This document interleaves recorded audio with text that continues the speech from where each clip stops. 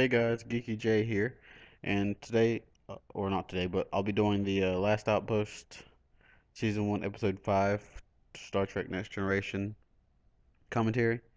Um, this episode, it was directed by Richard Kalla. The brief summary is that at the Federation's first encounter with the Ferengi, both the Enterprise and the captain's spaceship are immobilized by a force field from a dead presumed planet. It turns out to be a portal. A gatekeeper, last survivor of a superior civilization wiped out by their star's supernova. He captures both races, scouting teams, and tests if they deserve to be spared or put down as hopeless barbarians. The Ferengi try and blame the humans. Riker's brutal, yet noble and honest. That's a brief summary. So let's count down from three. Remember to press start or to hit press play on play when I say play. So one, two, three, play. Yep. So I'm still waiting to hear about episode two. See what's going on with that. Haven't heard anything yet. Hopefully that'll be resolved quickly. Let me just fix my earphone really quickly. There we go.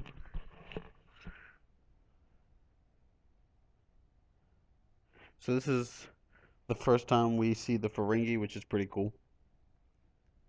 We get a better look at the Ferengi in DS9 with Quark and his family. Moogie, especially. You'd have to watch DS9, but Moogie, she's funny. And his brother Rom and his nephew Nog.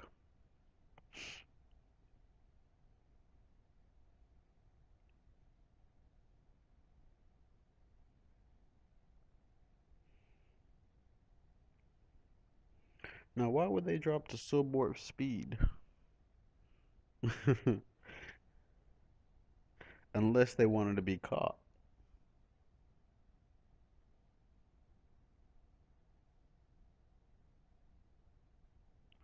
Oh, Worf is back finally. He wasn't in the last episode, so it's nice to see him here.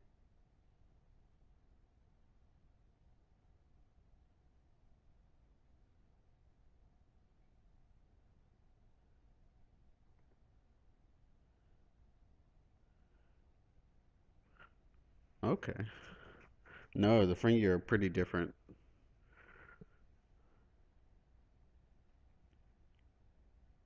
So yeah, like I said, this is the first time we see the Ferengi. Apparently, the initial idea was for them to be portrayed as hostile and aggressive throughout the entire series. However, the Ferengi were eventually used more and more for comic relief. Uh, I think that was for the best. We already have a lot of warlike races, so I mean, if we can get comedy somewhere, that's totally acceptable. And it plays great in DS9, if you ask me. With, like I said, Quark and his family.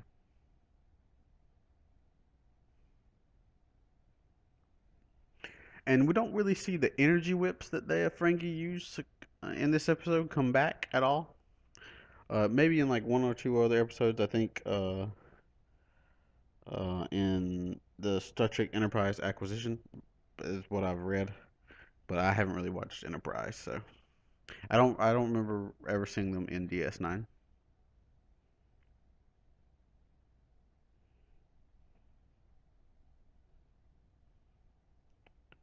So this is also the first appearance of Armin Shimmerman as the Ferengi officer lead tech. And we all know him to go on to play Quark, like I said in DS9.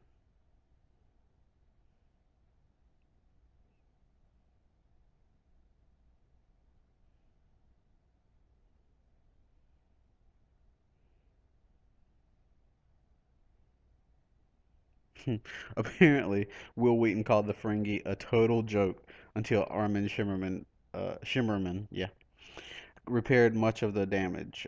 He also said that the cast were unhappy with the idiotic behavior of the Ferengi, but like I said, I think it works out fine.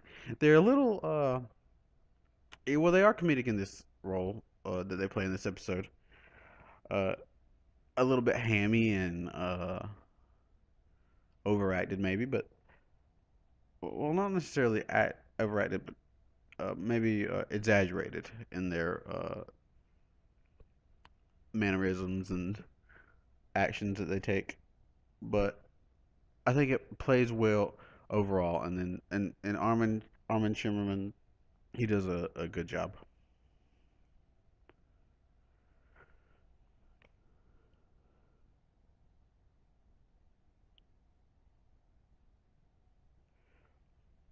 And so apparently Will Wheaton also recalled that the cast were unhappy with the episode, as they didn't like several aspects of it.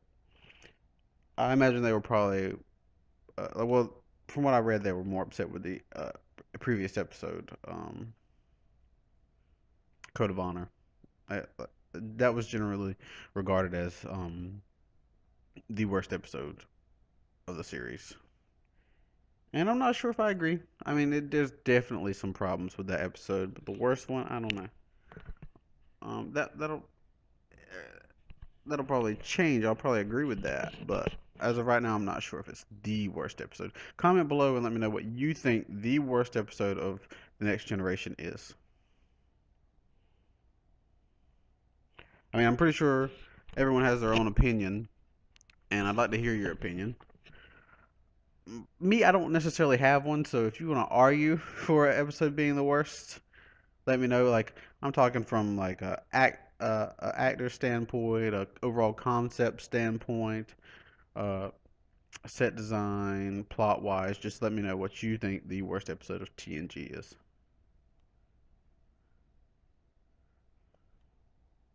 And I kind of remember this episode. Like I said, I've seen the whole series one time, and this is my second go through of the series. And the first season is overall a little fuzzy, but I kind of remember this episode. I remember them going down to the planet and meeting with that guy and stuff, but that's generally about it.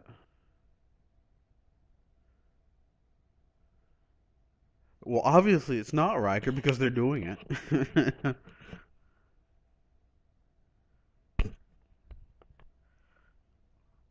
Maybe she just doesn't know the cold-blooded currency, simple currency mind of the Ferengi. Maybe she just doesn't feel that.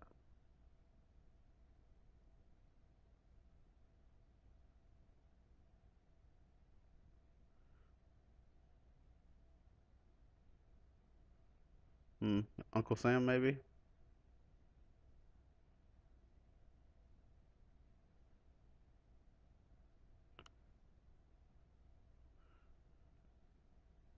They care about profit.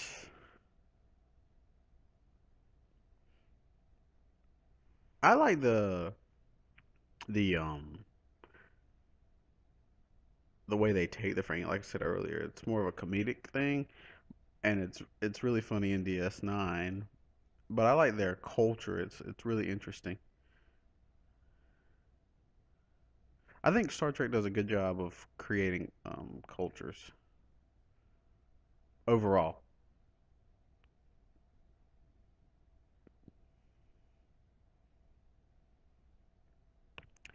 I don't think they look like Uncle Sam either, but I was reading earlier they do in fact look like Uncle Sam. If you agree with that, let me know. Worf. Every episode should have Worf. That's one of the reasons uh, Code of Honor suffered so.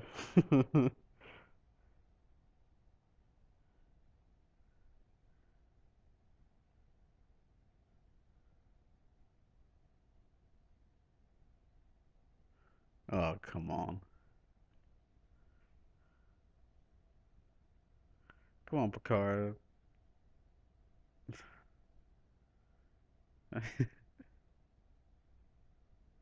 Oh, Data's puzzled.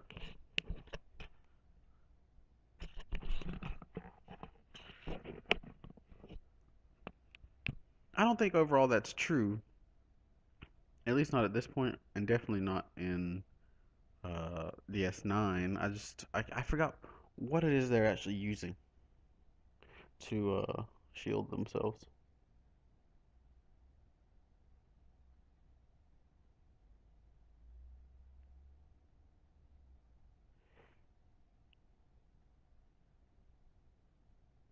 Apparently, Rick Berman noted that the Ferengi's silliness quotient ruled them out as major adversaries, and I tend to agree. I mean, maybe as far as like trade is concerned, they could be considered more of an adversary, and they could definitely expound upon that in like future uh, Star Trek. Maybe Discovery will bring the Ferengi back. I don't know, but I don't know. The way that Discovery is set in time, I don't know if you could do the Ferengi, but that hasn't stopped them from doing other things that just don't make sense. So who knows? Um, I don't know. I need to catch up on Discovery and see how that's going. But comment below if you'd like me to do a review or commentary on Discovery. I'm interested to hear what you guys would be interested in. I mean, I find Discovery to be okay. I'm liking the Orville a little better, or I'll just a lot better than Discovery. I think the Orville is a better successor to Star Trek than Discovery at this point. I'm not saying you can't make Discovery work. It just hasn't been working. And I'll give them this. Like I said, Star Trek TNG, the first season is the worst. And so maybe hopefully that'll be the case with Discovery. They'll get all the bad episodes out first. They'll fix the things that fans dislike and that just don't make a whole lot of sense. And they'll get with the program hopefully and realize that what they have right now isn't exactly TNG. It's okay sci-fi, but bad TNG.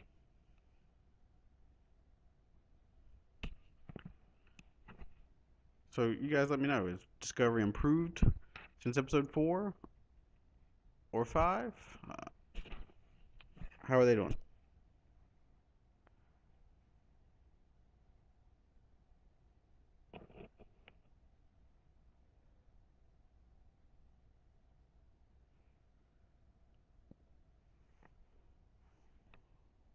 To main engines.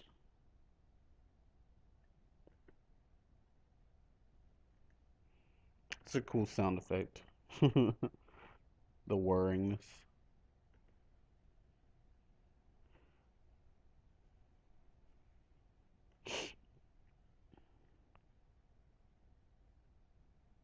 So a couple of little goofs in the episode. While dealing with Portal 63, Data says, "I'm afraid not," which contains a contraction. So we seem to see a thing here where cat Data uses contractions when he shouldn't. I don't think they've established that Data can't use contraction shit, so they probably wasn't even on their so that probably wasn't even on their radar or something that he can't do in these early episodes. So that's an understandable mistake.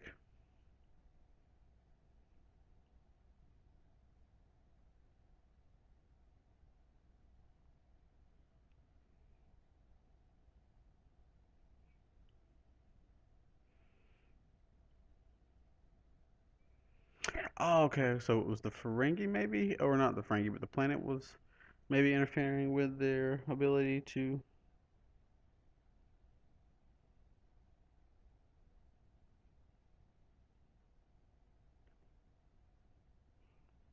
read.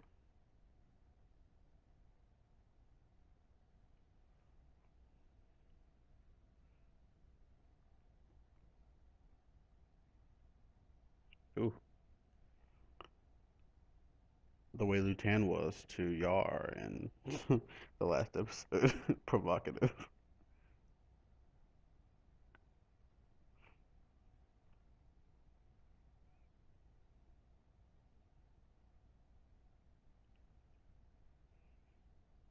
So Daryl Henricks makes his first appearance in Star Trek in this episode. He later played Romulan Ambassador Nankolos in the Undiscovered Country. Carrie Cullen served as stunt coordinator for this episode.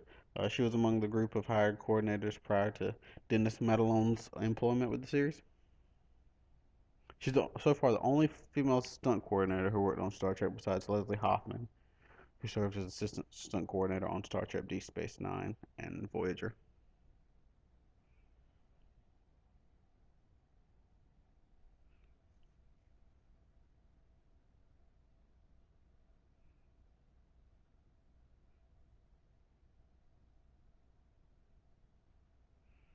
That would be horrible.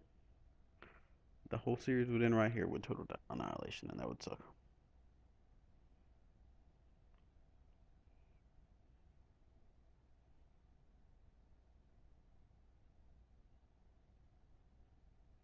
So this episode is similar to the episode Contagion, and they share a similar storyline. Both the Enterprise and a hostile vessel were disabled by an ancient and mysterious device, and accused each other of responsibility.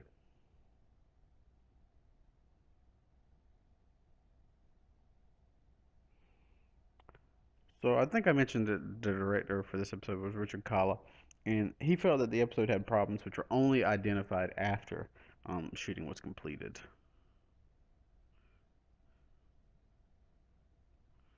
Let me know if you think this episode has issues. In fact, let me know down below what you think the best episode of has been so far. Was it The Naked Now, Code of Honor, Encounter at Farpoint, or is it The Last Outpost?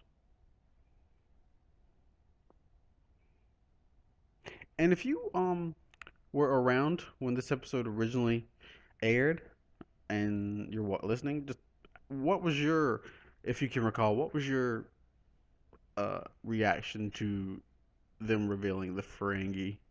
What did you think of them when you first saw them? And if not, if you're listening and you have seen Star Trek TNG and you recently saw the episode or something, and maybe you can remember, what did you think of the Ferengi? What do you think of them now? And if you've seen DS9, let me know what you think of the Ferengi overall.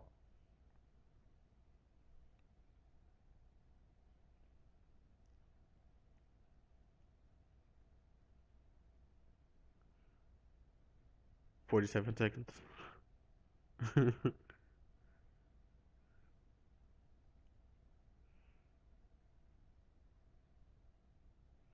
Oh, he could read the ship's number. I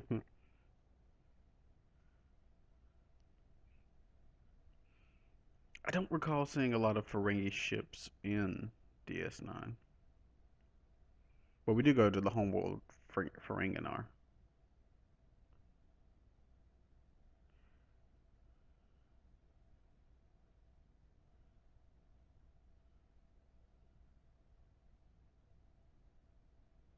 I like that move Picard did. Like, just cut it. Just cut it.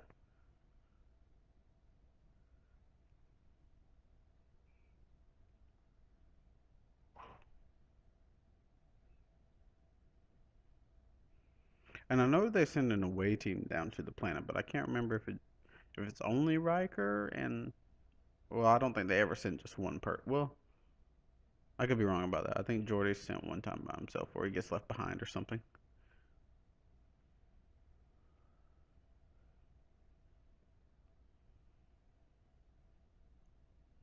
Hmm.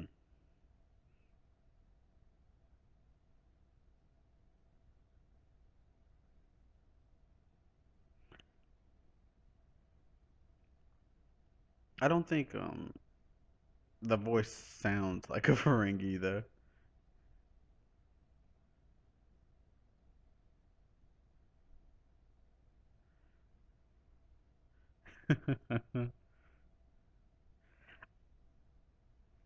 I think you can definitely tell they were trying to go in a darker way,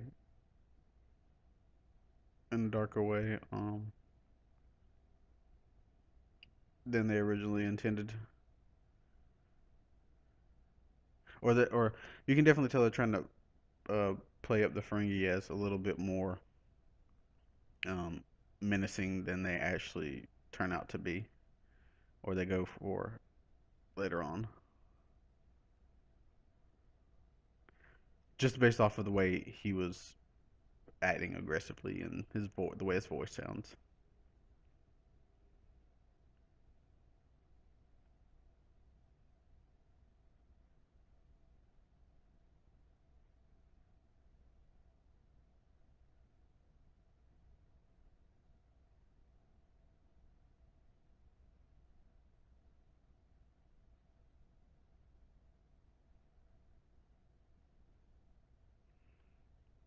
That's a pretty cool effect they have there. I don't recall them ever really using this effect again.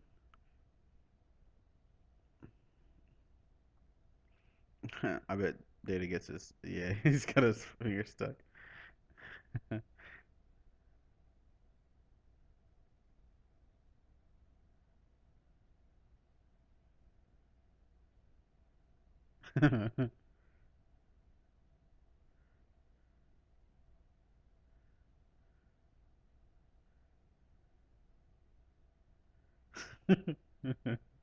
Oh, Data.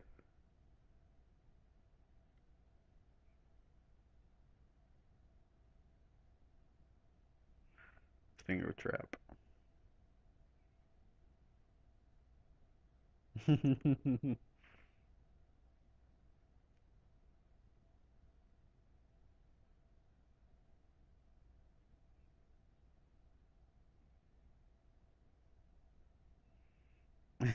Data.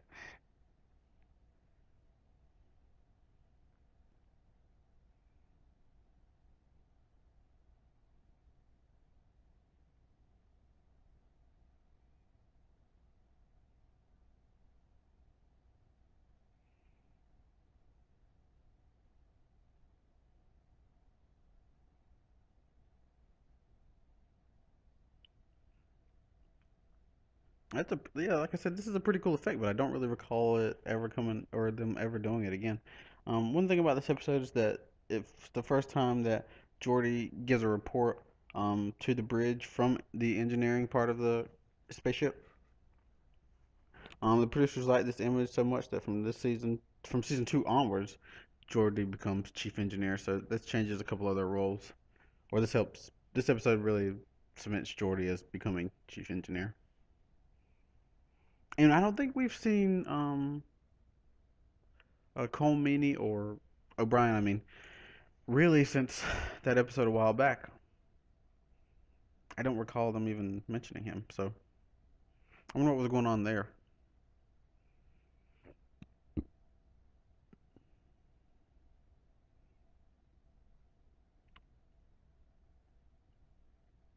What do you guys think about the ship design for the Ferengi? It looks interesting. It almost reminds me of like a manta ray.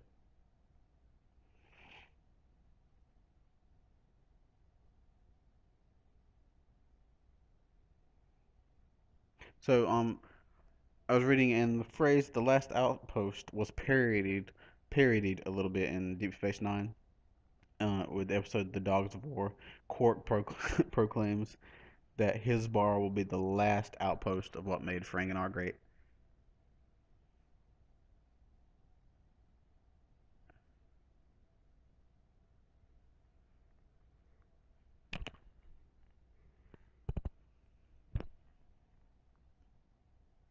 More profitable ring.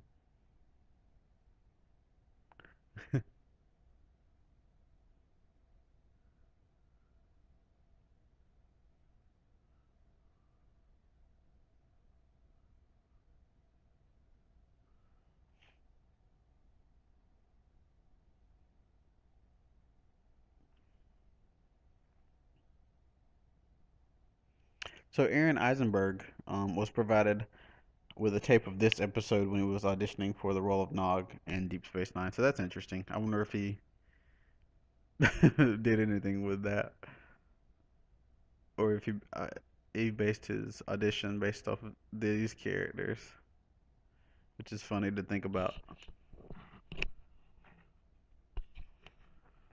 I feel like Nog is a lot different than these characters, though. So maybe he went in a different. Well, maybe he just felt like, nah, we're going a different way with this.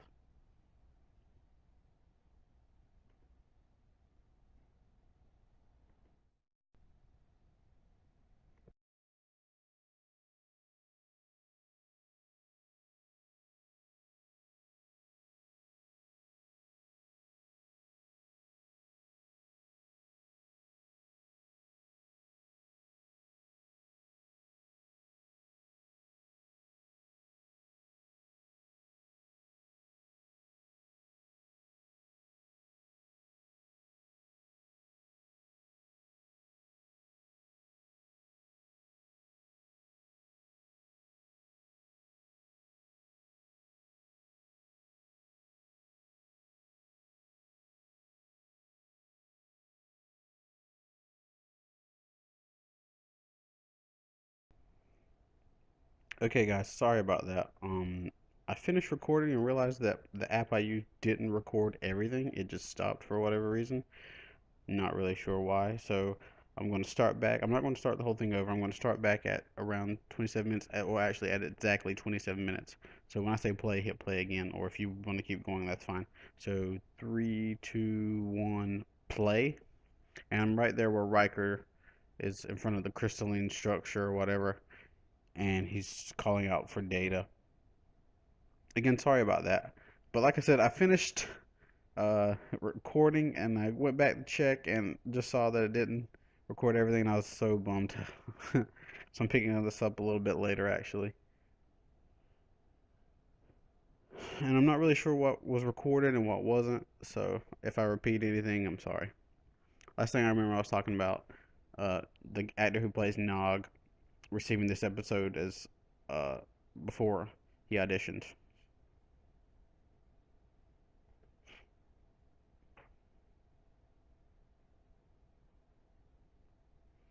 So, like I said, if I said something already, oh, this is where Data's doing different expressions, and it's pretty funny. So if I say some stuff, like I said, sorry about that. If I repeat, I'm sorry about that. But while dealing with Portal 63, Data says, "I'm afraid not," and that's a contraction. But I think I've already addressed the fact that he does say contractions uh, throughout the series, even though he's not supposed to be able to. And Jordy's hanging upside down. I love Jordy's line there. Do I look conscious?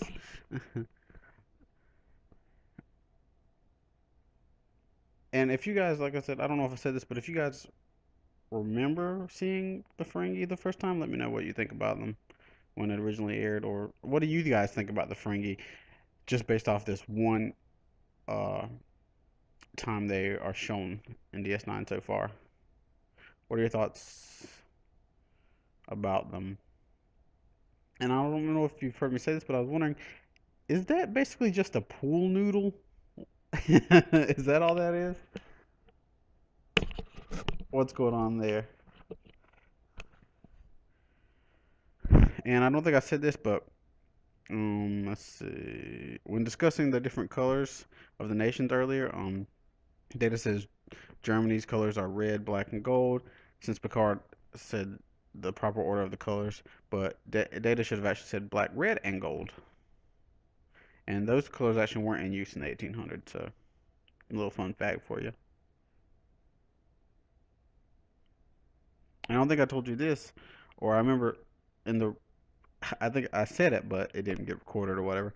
The Ferengi try to convince the portal that the humans are not to be trusted because they adorn themselves in gold, and it's a waste of like a precious metal.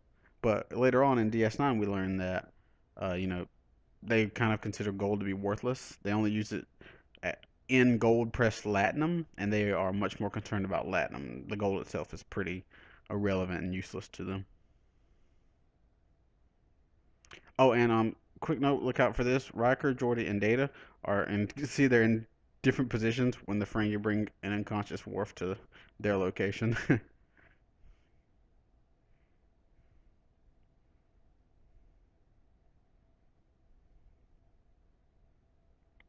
And one thing, the whole premise of this episode is the fact that they're trying to recover a piece of stolen equipment. But the fact that they have replicators kind of renders this whole episode moot. Couldn't they have just used the replicators to replace the stolen equipment? It's not like it's valuable or sensitive information or something like that. It's just a piece of equipment. They could have just made it. So that's one of the issues I guess they overlooked when they were recording it, or when they were filming this episode.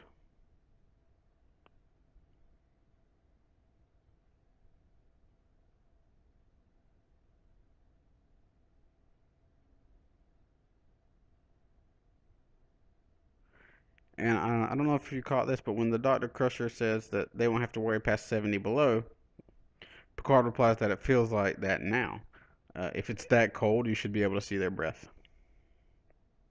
So another little goof.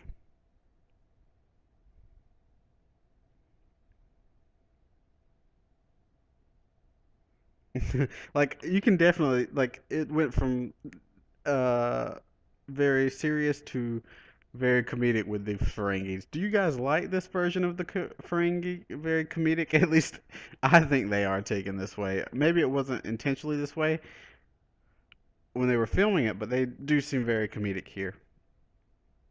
And I'm glad they went that direction because I prefer the comedic Ferengi to the uh, warlike Ferengi, more serious Ferengi. And it's really funny that they are always upset when they see a clothed female. You all know that from if you've seen DS9, you know Moogie. That's always a point of contention between her and Quark and Rom sometimes too.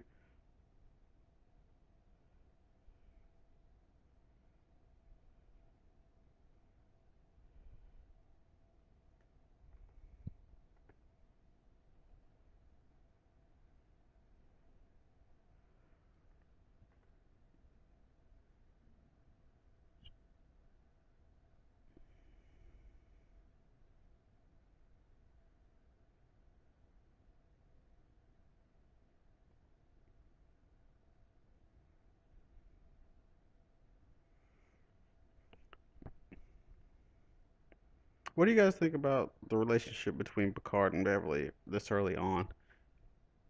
When you were watching it, did you think they would eventually come together, or what did you think? That it was just a friendship type of relationship? What did you guys think? I feel like they should be together. I don't know. That's just me. Maybe that's just me. It just feels like it works, you know? Even if Wesley's there.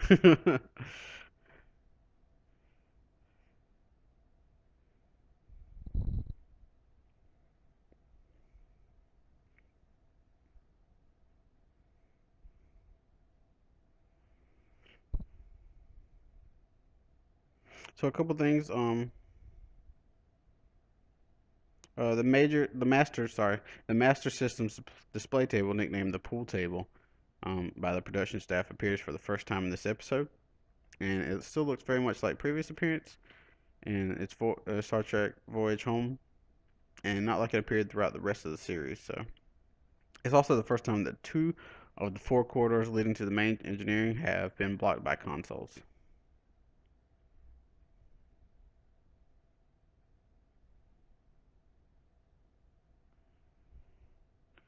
Oh, and this portal guy, that's a pretty cool effect. Oh, Aaron Eisenberg was the one who was sent the tape, Nog the Adder.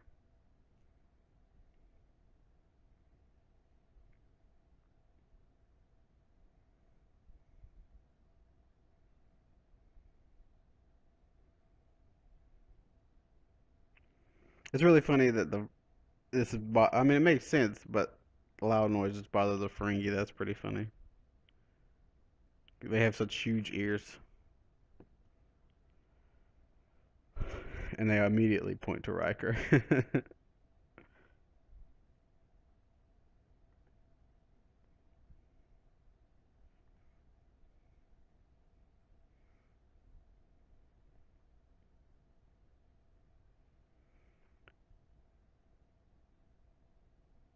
I'm not sure when this happens, but Jordan makes the comment 0.300 milliseconds, which is nonsensical.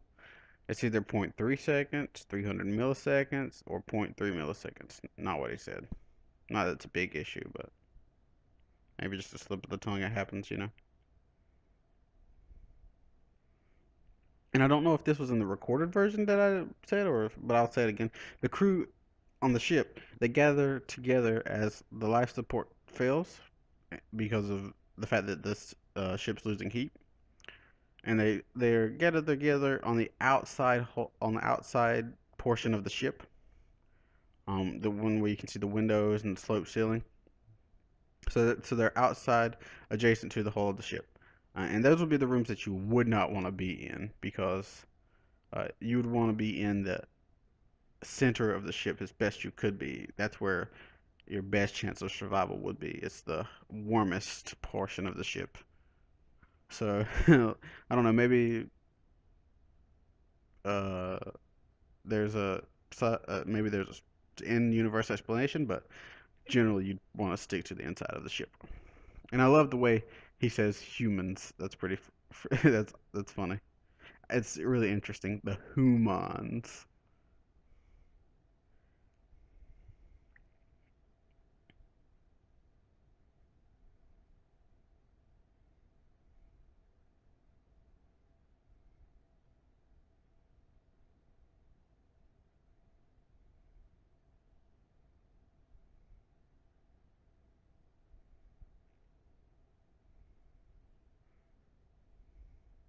And if you noticed when Data was playing with the finger trap, the makeup is actually removed, and you can see his actual skin color.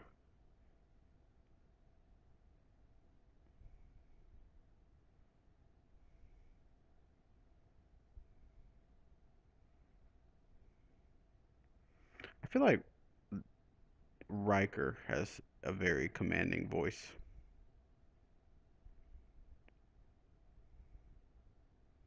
very authoritative.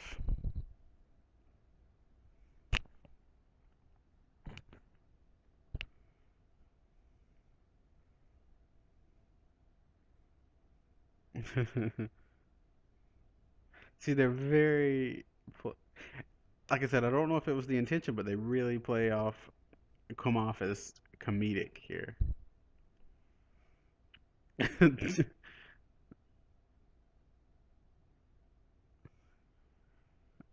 Here goes the gold. Maybe that changed between, I guess you could argue that they used to like gold, but now in the assign they don't necessarily need it. But what changed? If there's if there's in-universe explanation, let me know down below. And what do you guys think about Tasha? Like, do you like her character? Um, how do you feel about her? I definitely prefer Worf in that role. Maybe that's just because I got to see more of him, but I do feel like I prefer him in the role. And I do have a personal bias against the actor who plays Tasha because she freaked me out in Pet Cemetery, and I just can't get over that, and she really bothers me. So I'm glad she's not there anymore, or at least doesn't play a prominent role in later seasons.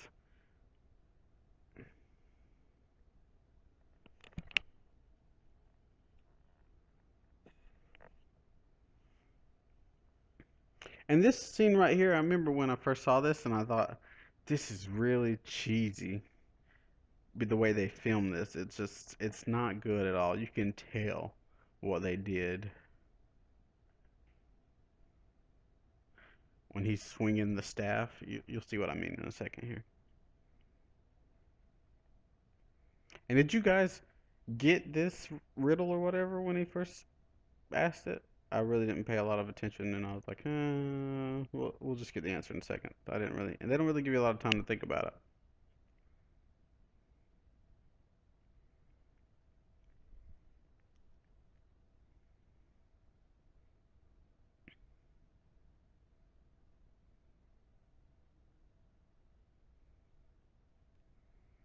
it. See, that was really cheesy. You can tell that it's just sped up, and that he's not actually really doing it that quickly, and it just looked awful.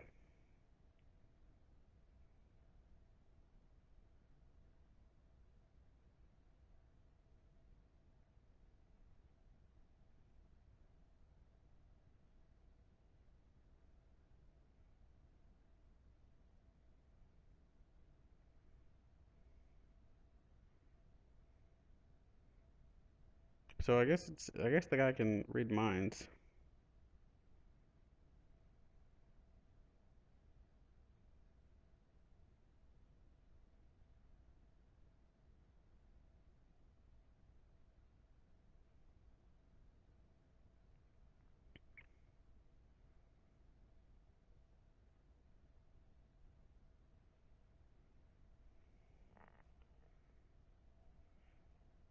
I'm glad they lived, otherwise, we wouldn't have got the trick we did.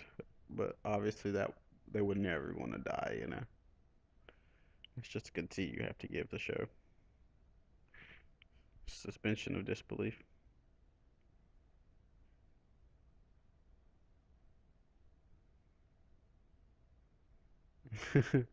Like I said, the relationship between Beverly and Picard, do you like it? What did you think it was really going to turn out to be?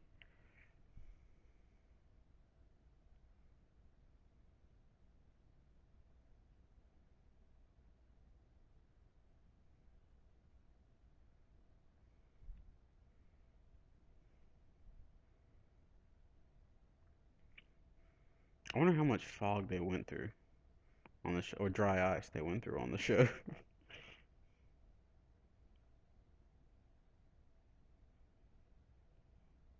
Like I said, they just play way more comedic than they do villainous. They're devious, yeah, but not really warlike or aggressive. Maybe only when it comes to profit.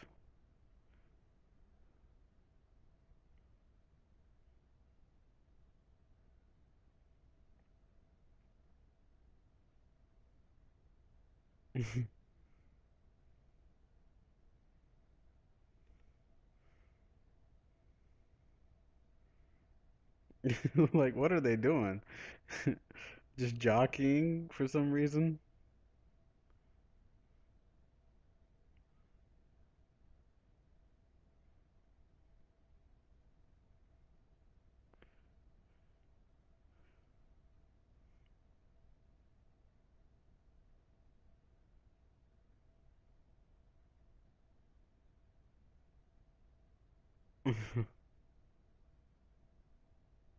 He didn't really answer the question, but he kind of did.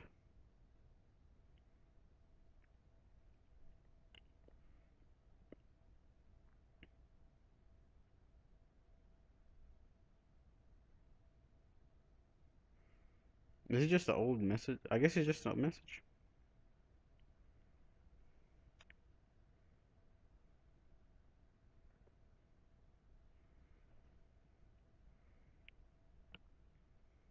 Another expression. He looks. I wonder why he's puzzled. That's funny.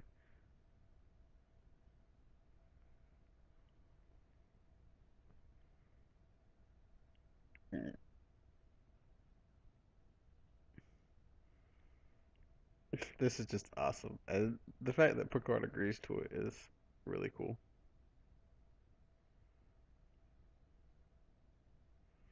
I like when they play the lighter side of Picard and oh, there we go, make it so.